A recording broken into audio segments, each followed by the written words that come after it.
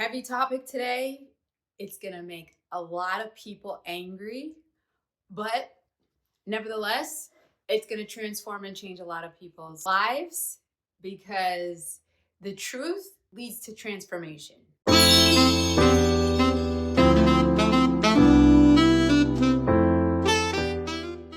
So today we're talking about genetics, migraines, and the concept that they're genetic.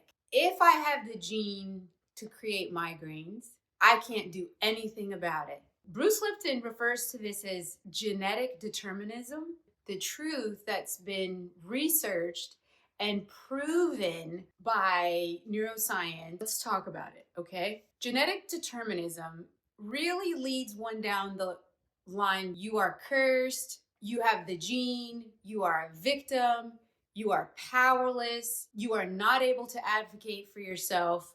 This is your lot in life and you're doomed. The other alternative to this is, yes, you might have the gene, because I know I have the gene for migraine. I know my dad's sister and her daughter, my cousin, both have suffered from migraines. You can't have migraines unless you have a genetic component. Let's just put it that way. But what goes beyond genetics is epigenetics. Epigenetics, meaning above genetics, is the way that you live your life, your feelings, your thoughts, and your behaviors. They express the gene. You have to do something in your lifestyle, the way you think, believe, and behave, to express the gene. And then you can also live your life a certain way where you do not express the gene. And that is the good news. Migraine, I should say genetic blueprint, which is what we're talking about here when you say you have the genes. So there's correlation versus causation. Genes and genetics are correlated to migraines. They are not the cause of migraines. What you do in your life to express the gene is the cause. Migraines, diabetes, IBS, that is not something that is caused by a gene.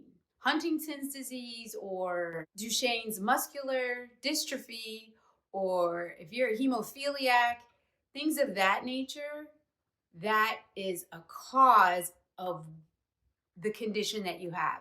Same like polycystic kidney disease. If you have the gene, you're not just predisposed, you will have kidney issues.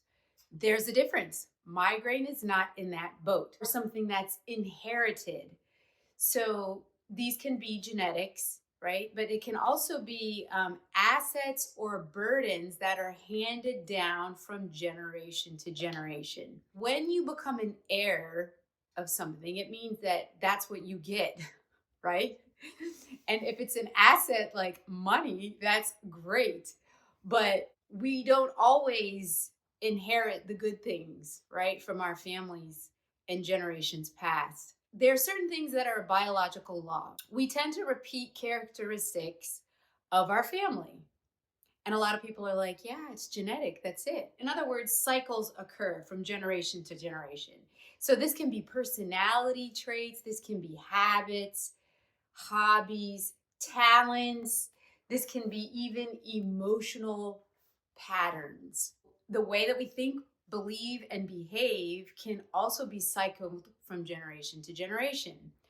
But notice there's an interplay here between nature and nurture, right? This is always a hot topic.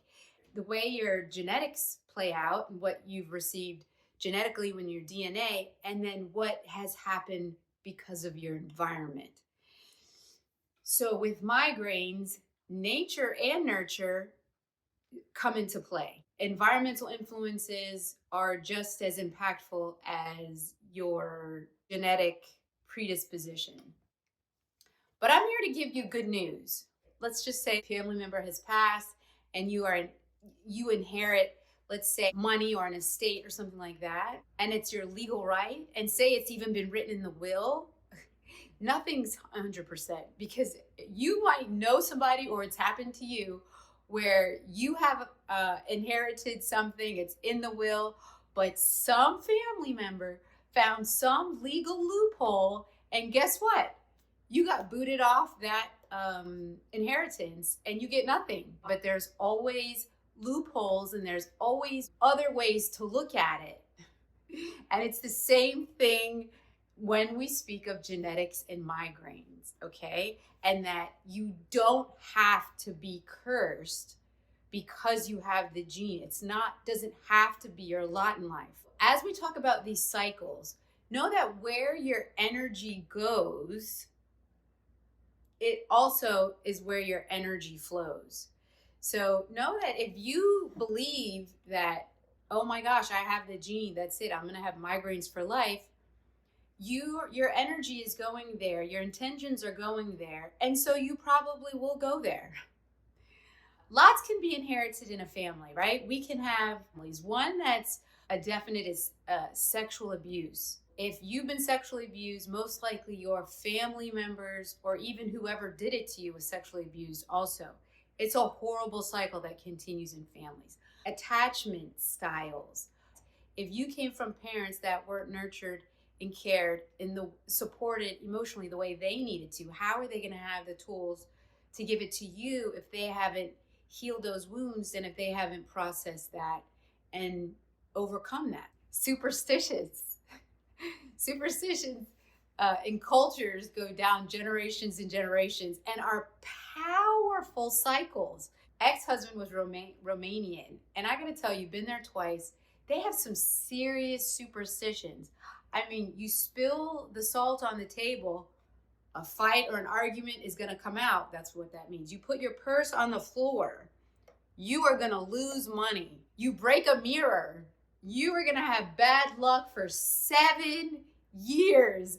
I mean, superstitions that go on from family generation to generation, and they believe it wholeheartedly with everything in their heart. Another thing, where your energy goes, your energy flows. So if you give intention to that, oh, can you build that up into something? Going back to emotional patterns, we embrace emotional patterns that we see in our environment, that we mirror those in our environment, and we can't help it when we're developing and growing up. Migraine is a pattern of cycling depletion and drain. One of the biggest drains and depletions on our nervous system is the way migraineurs tend to use avoidance and suppressing their emotions as an adaptive coping mechanism. And that is something that gets passed down from generation to generation, especially with women, okay? Women as mothers, as wives, as daughters, caretakers, as nurturers, we tend to be driven by duty, role, and responsibility, and because we just have these big, empathetic, compassionate hearts, right? It's in our DNA to nurture and care for our families. Have you ever been to a funeral where they spoke of the woman and said, oh, this woman, she always put everybody ahead of herself. She always sacrificed herself. She would take the shirt off her back to give to everybody. And then everybody sits there and goes, what a wonderful woman. That is what every woman needs to try to live up to. That's a good woman.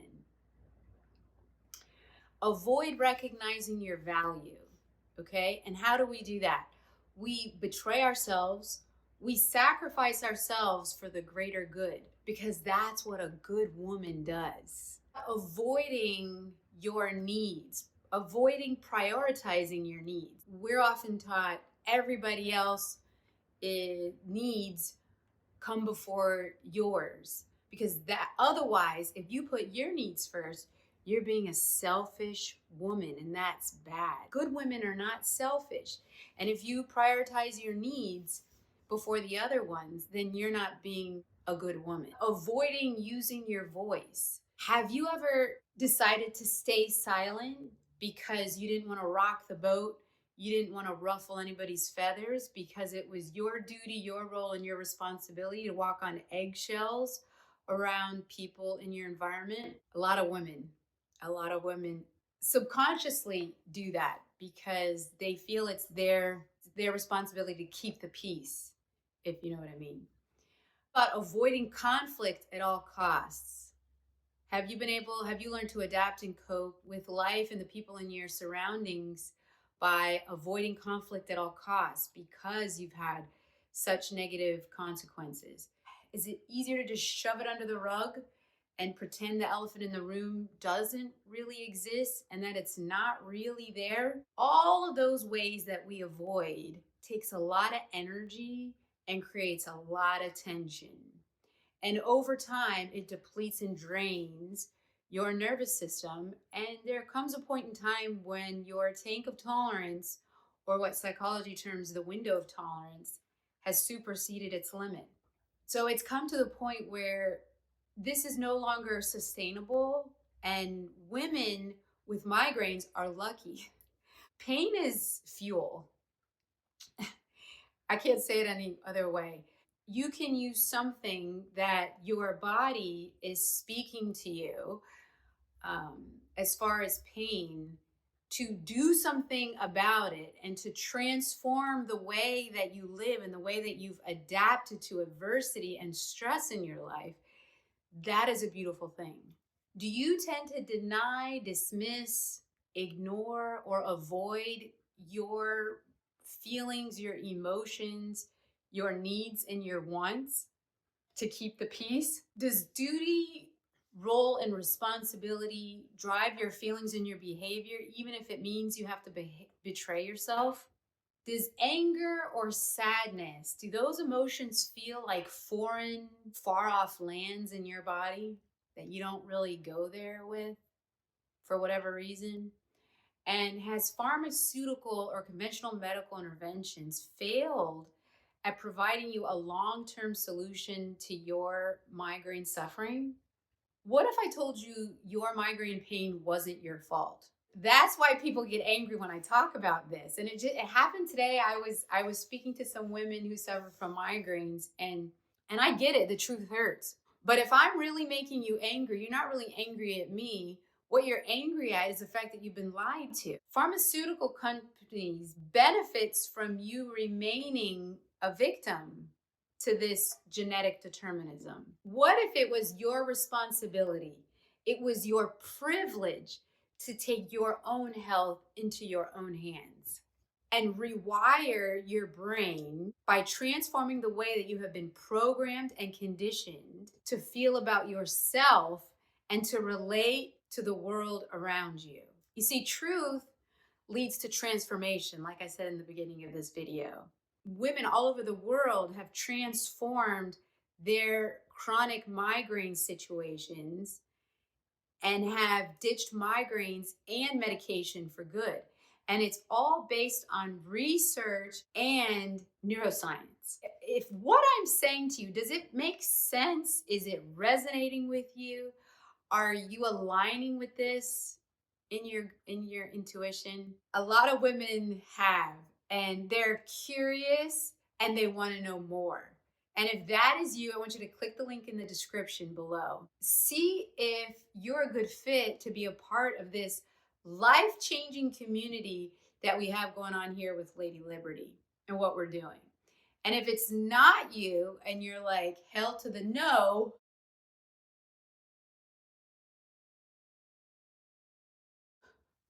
but there's something in you that's a little bit curious, baby. I also, in the link in the description, I have put the name of some researchers and some doctors who have authored some really good books that talk about and prove what I'm speaking about.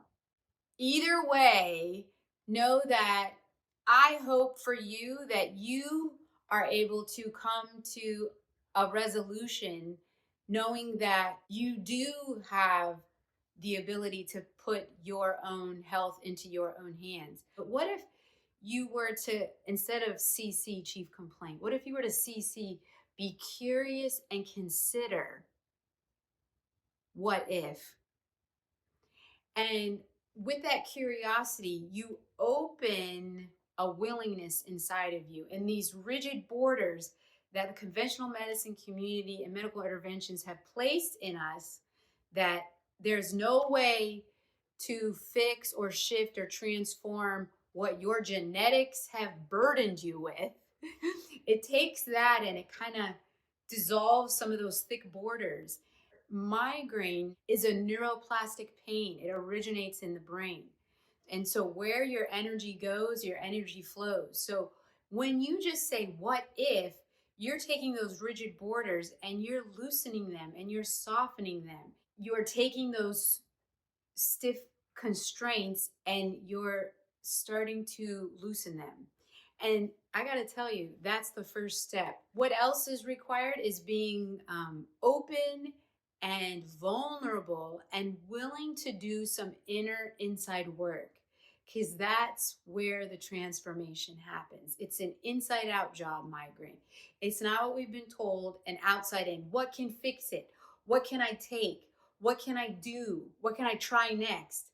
It's all within yourself. Everything that you need in order to overcome migraine, it comes from within, shifting how we think, how we feel, and how we behave.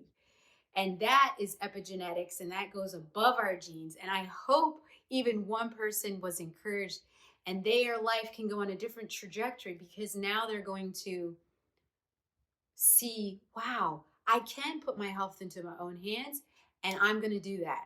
So yeah, my name is Kai Aird. I'm an integrative physical therapist. I'm a neurosensory expert and a trauma sensitive coach. And here on my channel, we are beating the system, breaking cycles, and busting migraines. Even if it's not with me, I wish you the best of luck. And I'm so glad you joined me here today. Be encouraged, and I'll see you in the next video.